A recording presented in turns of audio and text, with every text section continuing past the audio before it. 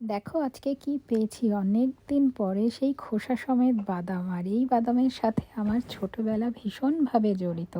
বাদাম তো পেয়েছি, কিন্তু সেই স্পেশাল নুনটা তো এখানে পাওয়া যায়নি। তো তার জন্য একটু পিঙ্ক সল্ট, একটু বিট নুন আর সাথে চিলি ফ্লেক্স দিয়ে এইভাবে একটা চেষ্টা করলাম বানানোর, বাট সেই স্বাদ তো পেলাম না।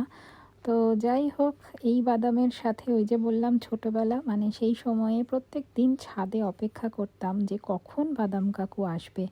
আর দেখতে পেলেই ছুটে গিয়ে সেই 50 পয়সা নয় 1 টাকা দিয়ে বাদাম কিনে বিকেলবেলা করে হয় কখনো একা, না হলে সব বোনেরা মিলে বসে খেতাম। ওফ, কি সেই দিন!